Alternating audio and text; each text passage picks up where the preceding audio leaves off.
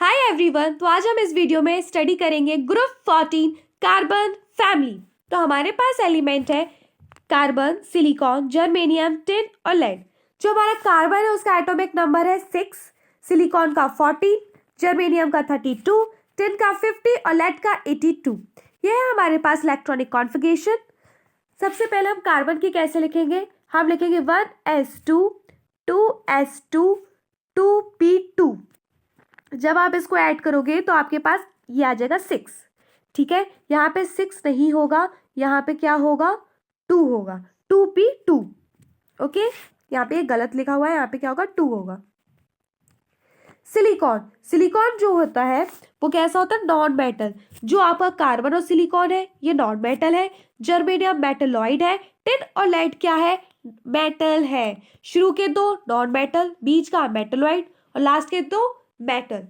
आपको इसमें atomic number पता होना चाहिए। ग्रुप 14 में कार्बन फैमिली में कौन कौन से एलिमेंट है ये पता होना चाहिए। इलेक्ट्रॉनिक कॉन्फ़िगरेशन लिखना आना चाहिए और नेचर पता होना चाहिए कि शुरू के ऊपर के दो नॉन मेटल है, बीच का मेटलॉइड है वो है जर्मेनियम, बाकी दो कैसे है? मेटल है।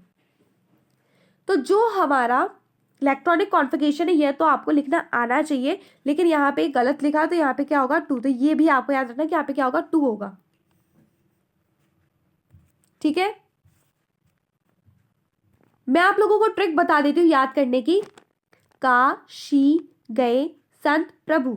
मेरे साथ एक साथ सब लोग बोलो, काशी गए संत प्रभु। ओके, आगे मूव करते हैं। सिलिकॉन जो होता है वो सेकंड मोस्ट अबंडेंट एलिमेंट है, सेकंड मोस्ट अबंडेंट एलिमेंट है on earth crust. Silicon is the second most abundant element in the earth crust after oxygen, after oxygen. Physical property, physical property में जो हमारी atomic radii होती है वो क्या करती है? इंक्रीज करती है डाउन द ग्रुप। ठीक है, जब हम राइट से लेफ्ट की तरफ जाते तब इंक्रीज करती है और डाउन द ग्रुप इंक्रीज करती है। लेकिन जो हमारी आयोनाइजेशन एनर्जी और इलेक्ट्रोनेगेटिविटी होती है वो ऊपर जैसे जाते हैं वो क्या होती है? बढ़ती है और लेफ्ट टू राइट बढ़ती है। तो एटॉमिक रेडियाई कैसे बढ़ती है? Down the group. तो आपको एज इट इज ये आ जाएगा। आयोनाइजेशन एनर्जी में आपको क्या करना है कि जो आपका क्या है? लेड है वो आगे आ जाएगा, 10 से आगे आ जाएगा। क्यों? Due to lanthanoid contraction. जो हमारा इलेक्ट्रोनेगेटिविटी है वो भी इसी ट्रेंड को फॉलो करता है, लेकिन जो हमारा लेड है वो फिर से आगे आ जाएगा अगेन, और ये ऑलमोस्ट सेम ही होते हैं। ठीक है, ऑक्सीडेशन नंबर, ऑक्सीडेशन नंबर जब आप जो इस ग्रुप का होता है वो होता है +2 और +4। जब आप डाउन द ग्रुप जाओगे, जब आप डाउन द ग्रुप जाओगे तो स्टेबिलिटी जो होती है +4 की वो डिक्रीज कर जाती है, डाउन द ग्रुप डिक्रीज कर जाती है, लेकिन +2 की स्टेबिलिटी इंक्रीज कर जाती है due to inert pair effect, due to inert pair effect. जो हमारा SnCl2 है, SnCl2 वो गुड रिड्यूसिंग एजेंट है। क्या है? Good reducing agent. और PbCl4 है गुड ऑक्सीडाइजिंग एजेंट। हमारा यहाँ पे सबसे ज्यादा स्टेबल कौन हो जाएगा? PbCl2। और यहाँ पे क्या हो जाएगा? SnCl4 due to inert pair effect. Okay, you are getting to me? Catenation, तो कैटिनेशन होता क्या है? ये एक ऐसी प्रॉपर्टी होती है, सेल्फ लिंकेज एबिलिटी या कैपेसिटी होती है किसी भी एलिमेंट की। जो सबसे ज्यादा होती है वो किसकी होती है? कार्बन की। और जो मोस्ट इंपॉर्टेंट बात है कि कौन है जो कैटिनेशन शो नहीं करता है, तो वो है मेरे बच्चों lead. Lead does not show catenation. ठीक है, सबसे ज्यादा होती है कार्बन की, फिर सिलिकॉन की, ये ऑलमोस्ट बराबर है। Lead does not show catenation. Lead क्यों नहीं शो कर पाता? Due to low bond enthalpy, due to low bond enthalpy.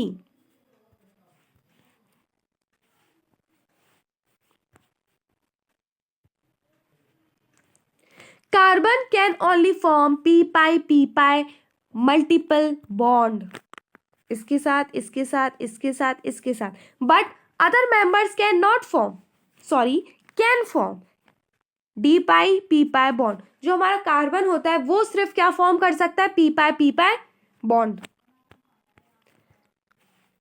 देखो ये इसका जो ये है sp2, ये sp3, ये है pyramidal, ये ट्राइगोनल प्लेनर। ये हमारा क्या है?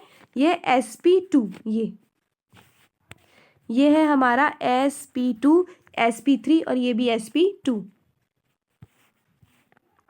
केमिकल प्रॉपर्टीज, केमिकल प्रॉपर्टीज बहुत इंपॉर्टेंट है यहाँ से, तो आपको अच्छे से सुनना है। पहला हम देखेंगे reaction with oxygen, reaction with oxygen. ये हमारे पास E+O2 लिखा हुआ है। All members when heated in oxygen form oxide. There are mainly two types of oxide. एक मोनो ऑक्साइड होता है, कौन है वो, ये है, और एक होता है डाई ऑक्साइड, वो है EO2। ठीक है, all members when heated in oxygen form oxide. There are mainly two types of oxide, mono oxide and dioxide. Okay, ये है मोनो ऑक्साइड और ये है डाइऑक्साइड। ठीक है, CO, SiO, GeO, SnO और P, ये जो लेड ऑक्साइड है ये क्या है, एम्फोटेरिक ऑक्साइड, यह वीकली एसिडिक या न्यूट्रल ऑक्साइड। SiO जो होता है वो एसिडिक होता है पर stable at high temperature. SiO only exist at high temperature, ये आपको याद रखना होगा। ठीक है, यहाँ पे होगा बच्चा CO2, ये क्या है, डाइऑक्साइड लिखा हुआ है यहाँ पे, ये डाइऑक्साइड है तो यहाँ पे होगा CO2 और यहाँ पे CO है। SiO2, GeO2 ये सारे एसिडिक ऑक्साइड है और ये क्या है, एम्फोटेरिक ऑक्साइड है। SnO2, PbO2, जो हमारी एसिडिक स्ट्रेंथ होती है डाउन द ग्रुप क्या हो जाती है, डिक्रीज हो जाती है। रिएक्शन विथ H2O, तो हमारा जो कार्बन सिलिकॉन जर्मेनियम जो होता है और लेड होता है वो do not react with H2O। ठीक है, H2O से रिएक्ट नहीं करता है। जो हमारा लेड होता है due to formation of protective layer oxide, जो क्या होता है वो क्या काम करता है कि लेयर बना लेता है, प्रोटेक्टिव लेयर बना लेता है ऑक्साइड, तो उससे क्या होता है कि वो H2O से रिएक्ट नहीं कर पाता। Due to formation of protective layer of oxide वो H2O से रिएक्ट नहीं कर पाता है। ओनली कौन करता है, SN रिएक्ट करता है। तो जो हमारी SN की जो रिएक्शन लिखी हुई है बहुत इंपॉर्टेंट है बच्चों, तो आपको पता होना चाहिए कि जो हमारा टेन है वो H2O से रिएक्ट करेगा। ठीक है, और क्या बना लेगा, टेन डाइऑक्साइड बना लेगा जो कि एम्फोटेरिक ऑक्साइड होती है और हाइड्रोजन गैस यहाँ से रिलीज हो जाएगी। ये यहाँ पे लिखा हुआ है कि ये कैसा होता है, एम्फोटेरिक ऑक्साइड होता है SnO2। ये देखो SnO2 जो होता है वो एम्फोटेरिक ऑक्साइड होता है, वही यहाँ पे बन रहा है। ये क्या है, एम्फोटेरिक ऑक्साइड। ये आपको पता होना चाहिए कि स्टीम में ही होगा। ठीक है, ये रिएक्शन याद कर लेना बच्चा, काफ़ी इंपॉर्टेंट है। आपको ना रिएक्शन से भी क्वेश्चंस आते हैं तो ये आपको आना चाहिए। रिएक्शन विथ हैलोजन, जब डाउन द ग्रुप होती है स्टेबिलिटी क्या करती है, इंक्रीज करती है, और यहाँ पे डाउन द ग्रुप स्टेबिलिटी क्या करती है, डिक्रीज करती है। याद रखना बच्चों कि जो ऊपर वाला है ना EX2, ये इंक्रीज करेगी इसकी स्टेबिलिटी डाउन द ग्रुप और इसकी क्या करेगी, डिक्रीज करेगी स्टेबिलिटी। कोवलेंट कैरेक्टर, जो कोवलेंट कैरेक्टर होता है वो इसका ज़्यादा होता है, किसका ज़्यादा होता है, EX4 का ज़्यादा होगा। All tetrahalides are covalent in nature, जो सारे के सारे टेट्राहेलाइड्स होते हैं वो कोवलेंट इन नेचर होते हैं एक्सेप्ट SnF4, PbF4, ये कैसे होते हैं, आयोनिक। ये कैसे होते हैं बच्चा, ये दोनों आयोनिक होते हैं, बाकी सब टेट्राहाइड्स जो होते हैं टेट्राहेलाइड्स वो कोवलेंट इन नेचर होते हैं। क्यों होते हैं ये लोग आयोनिक, फजांस रूल के हिसाब से। जो आपका स्टेबिलिटी ऑर्डर है वो क्या है, सबसे ज़्यादा इसका, फिर इसका, फिर इसका, इस तरीके से आपका स्टेबिलिटी ऑर्डर चलता है। Except CX4 all types of tetrahalides can hydrolysed, इसको छोड़ के बाकी सारे टेट्राहेलाइड्स हाइड्रोलाइज्ड हो सकते हैं, हो जाते हैं। CCl4, ठीक है, CCl4 CXH4 can not be hydrolysed, can not be hydrolysed due to a absence of vacant d orbitals. ठीक है, due to absence of vacant d orbitals, इसी वजह से ये लोग क्या होते हैं, can not be hydrolysed. SiCl4 क्या बना देगा, सिलिका एसिड बना देगा। SiF6 can exist but SiCl6 can not exist. क्यों, क्योंकि जो क्लोरीन होता है उसका क्या होता है, लार्ज साइज होता है, तो ये तो एग्जिस्ट करेगा लेकिन ये एग्जिस्ट नहीं करेगा। क्यों, क्योंकि जो Cl होता है उसका लार्ज साइज होता है। Allotropes of carbon, carbon, silicon, germanium, tin, ये शो करते हैं एलोट्रॉफी को, लेकिन lead do not show. Lead एक चीज और शो नहीं करता, बताओ क्या? याद करो, मैंने अभी पहले बताया था, lead does not show catenation. ठीक है। डायमंड, इसमें 4 कोवलेंट बॉन्ड होते हैं और ग्रेफाइट में 3 कोवलेंट बॉन्ड होते हैं। 3D covalent network, solid and hardest element present on earth, ये हार्डेस्ट एलिमेंट होता है। Crystal lattice in which carbon atom is attached with 4 carbon atom tetrahedrally, insulator होता है। और ग्रेफाइट जो होता है वो गुड कंडक्टर होता है हीट एंड इलेक्ट्रिसिटी, लेकिन डायमंड कैसा होता है? इंसुलेटर होता है हीट एंड इलेक्ट्रिसिटी। जो हमारा CC बॉन्ड लेंथ होता है वो कैसा होता है? 1.54 एंगस्ट्रॉम। और अगर हम पिकोमीटर की बात करें 154 पिकोमीटर। sp3 होता है, बॉन्ड एंगल होता है 109 डिग्री 28 मिनट। ठीक है, 28 मिनट।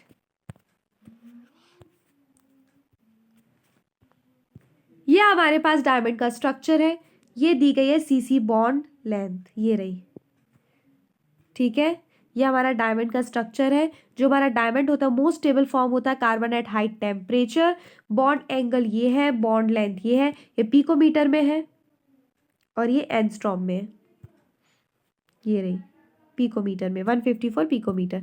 और आपको एंगस्ट्रॉम में भी याद होनी चाहिए, वो कितनी थी? 1.54 एंगस्ट्रॉम।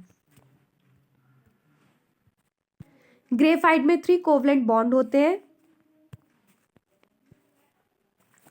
ठीक है, कितने बॉन्ड होते हैं? 3 कोवलेंट बॉन्ड होते हैं। It has layer structure and between layers Van der Waals force of attraction is present. कौन सा अट्रैक्शन लगता है यहाँ पे? वंडरवॉल्स वाला फोर्स यहाँ पे लगता है। Each layer contain hexagonal ring in which 1 carbon atom attach with 3 carbon atom and 1। जो हमारा ग्रेफाइट होता है वो होता है good conductor of electricity and heat. Okay, good conductor of electricity होता है और हीट होता है। और जो हमारा डायमंड था वो क्या था? इंसुलेटर था, हीट और इलेक्ट्रिसिटी। ये गुड कंडक्टर है ग्रेफाइट। ठीक है, ये होता है sp2, एरोमेटिक इन नेचर होता है, used as lubricant in machine operating at high temperature due to a slippery nature. जो हमारी मशीन्स होती हैं नॉर्मली, जो आपके घर में होती है उसमें आप ऑयल इस्तेमाल करते हो, लेकिन जो बहुत बड़ी बड़ी इंडस्ट्रीज फैक्ट्रीज वगैरह होती है वहाँ पे हम किसका इस्तेमाल करते हैं? हम इस्तेमाल करते हैं ग्रेफाइट का। क्यों? क्योंकि स्लिपरी इन नेचर होता है, लुब्रिकेंट की तरह हम इसका मशीन में इस्तेमाल करते हैं। Graphite is used as a dry lubricant in machines running at high temperature where oil cannot be used as a lubricant. Okay, oil का इस्तेमाल नहीं करते, हम किसका इस्तेमाल करते हैं? ग्रेफाइट का इस्तेमाल करते हैं। ये हमारे पास स्ट्रक्चर है, यहाँ पे आपको शायद नहीं दिख रही है येलो कलर से जो मैंने लाइंस बनाई थी। ये देखो कुछ इस तरीके से यहाँ पे ऐसे लाइंस ड्रॉ है। ये डिस्टेंस बिटवीन लेयर है 340 पिकोमीटर, ये आपको दिया गया है इसका बॉन्ड लेंथ। अब हम स्ट्रक्चर देखेंगे जो आपकी बुक में बना है।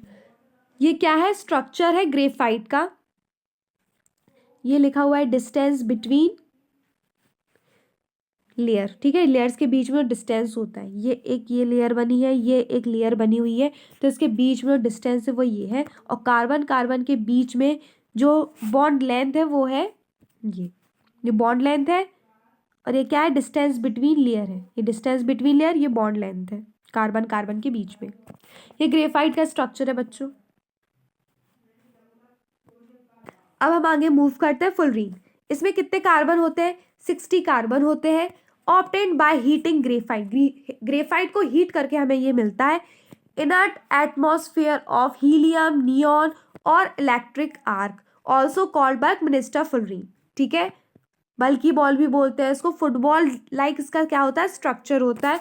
sp2 hybridisation. It has 2 types of ring, इसके पास 2 प्रकार की रिंग होती है, एक हेक्सागोनल एक पेंटागोनल। हेक्सा मतलब 6, पेंटा मतलब 5।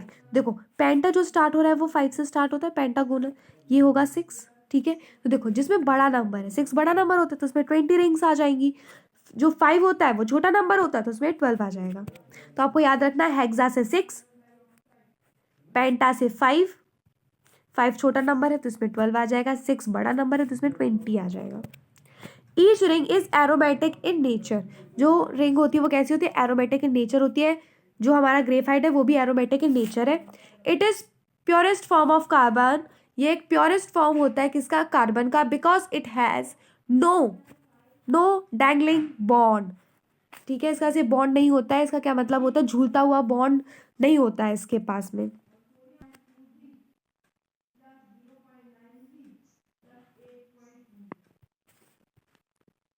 ठीक है, हार्डेस्ट फॉर्म ऑफ कार्बन वो क्या होता है, diamond. Purest form of carbon fullerene. Thermodynamically most stable is graphite. कौन होता है, ग्रेफाइट होता है। ये आपको पता होना चाहिए कि हार्डेस्ट कौन है, डायमंड है। प्योरेस्ट फॉर्म है फ्लोरीन। थर्मोडायनेमिकली जो स्टेबल होता है वो ग्रेफाइट होता है। Important components of carbon and silicon. सबसे पहले हम देखेंगे कार्बन मोनोऑक्साइड, फिर हम देखेंगे carbon dioxide. Carbon monoxide, methods of preparation, हम इसको बनाएंगे कैसे, इसका क्या क्या मेथड है बनाने का। तो देखो यहाँ पे हम कंसनट्रेटेड H2SO4 लेंगे तब ये बन जाएगा। ये आपको याद होना चाहिए कि हम यहाँ पे क्या ले रहे हैं। फिर उसके बाद हम यहाँ कार्बन लेंगे, H2O लेंगे, तो हमें इस हाईएस्ट टेम्परेचर स्टीम पे क्या मिल जाएगा, हमें यहाँ पे फिर से CO बन जाएगा। क्योंकि हम मेथड ऑफ प्रिपरेशन किसकी देख रहे हैं, CO की, तो सब में CO बनेगा ही बनेगा, इसमें भी CO बनेगा। द मिक्सचर ऑफ CO और H2, जो मिक्सचर है आपका CO का और H2 का, produce is known as water gas या फिर सिंथेसिस गैस। ठीक है, या तो आप इसे सिंथेसिस गैस बोलोगे या फिर क्या बोलोगे, वाटर गैस बोलोगे। किसको, मिक्सचर ऑफ CO और H2 को। ठीक है, CO को और H2 को। उसके बाद यह है producer gas. When air is used, सीधा सीधा समझो कि होता क्या है कि अगर यहाँ पे CO है और N2 है, क्या है, CO है और N2 है, तो इसको क्या बोलेंगे, प्रोड्यूसर गैस। लेकिन अगर यहाँ पे CO और H2 है, CO के साथ अगर H2 है तो हम उसे वाटर गैस या सिंथेसिस गैस बोलेंगे। अगर CO के साथ नाइट्रोजन है, N2 है, तो हम इसे प्रोड्यूसर गैस बोलेंगे। आपको ये टेम्परेचर याद होना चाहिए। और किसे सिंथेटिक गैस और वाटर गैस बोलते हैं, आपको पता होना चाहिए। इसी को हम क्या बोलते हैं, वाटर गैस। जब CO के साथ H2O, CO के साथ N2O, तो प्रोड्यूसर गैस बोलेंगे। ठीक है, ये जो हमारी कैरेक्टरिस्टिक लिखी हुई है वो किसके लिए लिखी हुई है, कार्बन मोनोऑक्साइड के लिए लिखी हुई है। कार्बन मोनोऑक्साइड के लिए लिखी हुई है। तो कार्बन मोनोऑक्साइड कैसा होता है, कलरलेस होता है, उसका कोई कलर नहीं होता। ऑर्डरलेस होता है। ऑर्डरलेस का मतलब कोई स्मेल नहीं होती है। पॉइजनस गैस होती है, यानी कि बहुत बहुत ज़्यादा पॉइजन होता है, मतलब जहरीली गैस होती है। ये हमारे लिए काफ़ी हार्मफुल है। ऑलमोस्ट इनसॉल्युबल, ये घुल नहीं सकती है, घुलनशील नहीं है। ये ऐसा आपकी बुक बोलती है, NCERT बोलती है। लेकिन ये कैसी है, स्लाइटली सॉल्युबल इन वाटर है। ये जब आपका JEE का एग्जाम हुआ था तो उसमें ना बहुत सारे ऑप्शंस दिए गए थे, तो उसमें से ये वाले ऑप्शन को करेक्ट माना गया था, स्लाइटली सॉल्युबल इन वाटर और ऑलमोस्ट इनसॉल्युबल। ये आपकी NCERT बुक में लिखा हुआ है। इट इज़ पॉइजनस, जहरीली है, हार्मफुल नेचर की है। अब जहरीली तो हार्मफुल तो होगी, because it can form 300 times more stable complex than O2 with haemoglobin. जो आपका हीमोग्लोबिन है वो ऑक्सीजन के साथ भी बाइंड कर सकता है।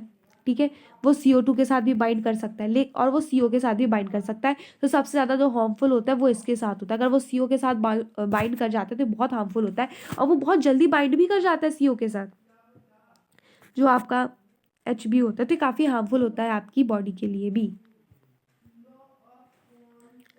जो हमारा it can act as reducing agent, ये रिड्यूसिंग एजेंट की तरह भी एक्ट करता है। ठीक है, और ये आपको जो यहाँ पे रिएक्शन है ये आपको पता होना चाहिए कि जब हम Fe2O3 को लेंगे और CO को लेंगे तो हमें Fe मिल जाएगा, और जब हम ZnO को लेंगे और CO मिल जाएगा, हम CO के साथ जब हम इसको रिएक्शन कराएंगे तो हमें Zn मिलेगा। और देखो दोनों में ही CO2 जो होगी वो रिलीज हो जाएगी। देखो ये हमारा पोलर मॉलिक्यूल है और न्यूट्रल ऑक्साइड है। कैसा है, पोलर भी है और न्यूट्रल ऑक्साइड भी है। अब हम बात करेंगे कार्बन डाइऑक्साइड। मैंने आपको बताया था कि हम पढ़ेंगे पहले कार्बन मोनोऑक्साइड के बारे में, फिर हम पढ़ेंगे कार्बन डाइऑक्साइड के बारे में। हमने सबसे पहले देखा था कि मेथड ऑफ प्रिपरेशन क्या होती है, इसमें भी हम यही देखेंगे कि मेथड ऑफ प्रिपरेशन क्या है, यानी कि उसको बनाने का तरीका क्या है। तो हम ऑक्जेलिक एसिड से बनाएंगे। ये ऑक्जेलिक एसिड का ये फॉर्मूला है, ये नाम है कि कैसे उसको लिखते हैं। कंसनट्रेटेड H2SO4 लेंगे तो हमें क्या मिल जाएगा, CO2 मिलेगा, CO भी मिलेगा और H2O भी मिलेगा। जब हम CaCO3 के साथ करेंगे तो हमें क्या मिलेगा, CaO और CO2। CO2 तो देखो तीनों में मिलेंगे क्योंकि हम इसी की तो प्रिपरेशन की बात कर रहे हैं, CO2 की। ठीक है, यहाँ पे भी हमें मिल जाएगा CO2, लेकिन हमें अब H2O भी मिलेगा और CaCl2 भी मिल जाएगा। जो हमारा CO2 होता है वो कैसा होता है, कलरलेस होता है, ऑर्डरलेस होता है, एसिडिक इन नेचर होता है, sp हाइब्रिडाइजेशन होता है, linear shape geometry, bond angle जो होता है 180 होता है। जो हमारा CO2 होता है वो बहुत सारी जगह यूज़ होता है, जैसे कि जो आप सॉफ्ट ड्रिंक्स वगैरह खरीदते हो तो जब आप उसका बॉटल खोलते हो ना तो उसमें से जो निकलता है वो भी एक तरीके से CO2 उसके अंदर ना भरी जाती कंप्रेस्ड फॉर्म में। और जो आग बुझाने के लिए जो इस्तेमाल करते हैं उसमें भी CO2 होता है। ये दोनों जो होते हैं बफर सॉल्यूशन है, ये हेल्प करते हैं मेंटेन करने में pH किसका, ब्लड का। और कितना pH होना चाहिए, 7.16 से 7.42 तक। जब हम CO को H2O के साथ रिएक्शन कराएंगे तो हमें क्या मिल जाएगा, H2CO3 carbonic acid, weak dibasic acid है। 6CO2 6H2O, ये हमारी क्लोरोफिल की प्रेजेंस में हमें ग्लूकोज मिल जाएगा और यहाँ पे ऑक्सीजन रिलीज हो जाएगी। ये हमारी फोटोसिंथेसिस की इक्वेशन लिखी हुई है।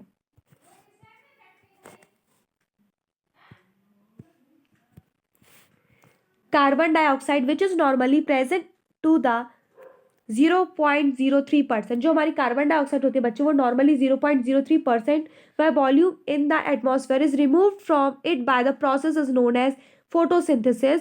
It is a process by which green plants convert atmosphere CO2 into carbohydrates such as glucose. The overall chemical reaction can be expressed as, ठीक है। तो इस तरीके से कि आपकी जो रिएक्शन है वो यहाँ पे लिखी हुई है, फोटोसिंथेसिस की रिएक्शन है जो कि आपके CO2 को रिमूव करने में हेल्प करती है। सिलिका, सिलिका SiO2 को सिलिका कहते हैं। It is a network of covalent solid, covalent solid का नेटवर्क है। Chemically inert due to high bond dissociation enthalpy of SiO bond. ये हमारे पास इसका स्ट्रक्चर है कि किस तरीके से बना हुआ होता है। इनसॉल्युबल इन वाटर है, sp3 हाइब्रिडाइजेशन है, यूज्ड एज क्रोमेटोग्राफी TLC। ये हमने GOC वाले चैप्टर में पढ़ा था पूरा इसके बारे में detailed. It reacts only with strong acid और स्ट्रॉन्ग बेस। ये किसके साथ रिएक्ट करता है, स्ट्रॉन्ग एसिड और स्ट्रॉन्ग बेस के साथ रिएक्ट करता है। जो इसकी रिएक्शन है SiO2 जब HF के साथ रिएक्ट करेगा तो हमें क्या मिलेगा, SiF4 मिलेगा और H2O हमारे पास मिल जाएगा। जब हम इसकी रिएक्शन कराएंगे NaOH के साथ तो हमें मिलेगा सोडियम मेटासिलिकेट, सोडियम मेटासिलिकेट और H2O भी हमें मिलेगा, लेकिन हमें क्या मिल जाएगा, सोडियम मेटासिलिकेट। अब हम बात करेंगे सिलिकॉन्स की। यह है R2SiO और यहाँ पे हो जाएगा N। अब इसका बनाने का मेथड क्या है, इसका प्रिपरेशन क्या है, कैसे बनाएंगे, मेथड ऑफ प्रिपरेशन। RCl ले लेंगे हम, RCl ले लेंगे, सिलिकॉन ले लेंगे, कॉपर और टेम्परेचर याद रखना है, आपको मिल जाएगा। क्या मिल जाएगा आपको, R2SiCl2 मिल जाएगा। जब आप इसको H2O के साथ रिएक्ट कराओगे तो आपको क्या मिलेगा, R2SiOH2। रिएक्शंस बहुत इंपॉर्टेंट है, आपको पता होना चाहिए। यहाँ पे आपको मिलेगा पॉलीमराइजेशन, ठीक है, पॉलीमराइजेशन करा रहे हैं हम तो हमें एक चेन के फॉर्म में मिल जाएगा, ठीक है। The chain is growth of polymer can be terminated by adding R3SiCl। इसे टर्मिनेट कराने के लिए हम ये अगर ऐड कर देंगे तो ये चेन जो इतनी लंबी होते जा रही है टर्मिनेट हो जाएगी। सिलिकॉन्स आर गुड इंसुलेटर, क्या होता है, गुड इंसुलेटर होता है, allow electricity, stable towards heat, ठीक है, ये बहुत स्टेबल भी होता है, टॉक्सिक नहीं होता है, ठीक है, resistant to chemicals, used in surgical and cosmetic plant, also used as lubricant. Silicates. Oxo anions of silicons are called as silicates. Ortho silicate, इसका फॉर्मूला SiO4 ये हमने यहाँ पे स्ट्रक्चर बनाया है, सेम स्ट्रक्चर यहाँ पे भी वही बना हुआ है। ये होता है sp3, ये है सोडियम ऑर्थोसिलिकेट्स, ये भी काफ़ी इंपॉर्टेंट है। पायरोसिलिकेट Si2O7 6-, ये जो बना है ये वही सेम बना हुआ है, इसको ऐसे भी आप रिप्रेजेंट कर सकते हैं। कैल्शियम पायरोसिलिकेट्स है। Zeolites, if few atoms of silicon are replaced by aluminium, जो कुछ फ्यू एटम्स होते हैं सिलिकॉन के, अगर आपसे रिप्लेस कर दो एल्यूमिनियम से, 3D network structure of SiO2 compound formed are called as aluminosilicates. Feldspar zeolites जो होते हैं वो इसके एग्जाम्पल होते हैं, तो आपको ये एग्जाम्पल याद होना चाहिए। जो इसका यूज़ है वो क्या यूज़ है, in softening of hard water by ion exchange method, ये वाटर को सॉफ्ट कर देता है, हार्ड वाटर को सॉफ्ट वाटर में कन्वर्ट कर देता है। ZSM5 converts alcohol into gasoline, in petrochemical industry में इसका इस्तेमाल होता है। जियोलाइट्स, इसकी स्पेलिंग यहाँ पे आपको नहीं दिख रही है, ये LITES है, ठीक है, लास्ट में LITES है। If aluminium atoms replace by few silicon atoms, कुछ एल्यूमिनियम एटम्स जो होते हैं उनको रिप्लेस कर दिया जाए कुछ सिलिकॉन एटम से, in 3 dimensional network of silicon dioxide, overall structure is known as, क्या बोलते हैं इसको, एल्यूमिनेट सिलिकेट, एल्यूमिनोसिलिकेट, ठीक है। तो यहाँ पे हमको क्या मिल जाएगा, स्ट्रक्चर को हम क्या बोलेंगे, aluminosilicate. Acquires the negative charge cation such as, जबकि इसके पास चार्जेस है सोडियम, पोटेशियम और calcium, balance the negative charges. Example है आपके पास जियोलाइट्स और फेल्सपा का। Zeolites are widely used as catalyst, petrochemical industries for cracking of hydrocarbons and isomerisation. ZSM5 ये आपका नीट में भी PYQ में पूछा गया, तो ये आपको पता होना चाहिए। ये क्या करता है, ये कन्वर्ट कर देता है अल्कोहल को डायरेक्टली इनटू गैसोलाइन में, ठीक है, और ये हार्ड वाटर को सॉफ्ट वाटर में कन्वर्ट कर देता है। यहाँ पे लिखा हुआ है सॉफ्टनिंग ऑफ हार्ड वाटर, ठीक है, यहाँ पे क्या लिखा है, हार्ड वाटर लिखा हुआ है, जो आपको दिख नहीं रहा है। आपको इसको ना एग्जाम्पल आपको याद रखने हैं इसके, ठीक है, आपको इसके एग्जाम्पल याद रखने हैं, और इसका यूज़ जो है वो भी आपको याद रखना है कि वो कैटलिस्ट की तरह हम यूज़ करते हैं petrochemicals industries for cracking word याद रखना, हाइड्रोकार्बन्स एंड आइसोमराइजेशन। देन इसका आपको ये एग्जाम्पल इसलिए इंपॉर्टेंट है, देखो बच्चा ये PYQ में भी पूछा गया है इसलिए इंपॉर्टेंट है, और ये हार्ड वाटर को सॉफ्ट वाटर में कन्वर्ट करता है, ये बात इंपॉर्टेंट है। और जो ये है ये ऐसा टाइप ऑफ जियोलाइट है, ये क्या करता है, कन्वर्ट कर देता है अल्कोहल को डायरेक्टली गैसोलीन में, ठीक है। आज के लिए बस इतना ही, अब हम मिलेंगे नेक्स्ट वीडियो में।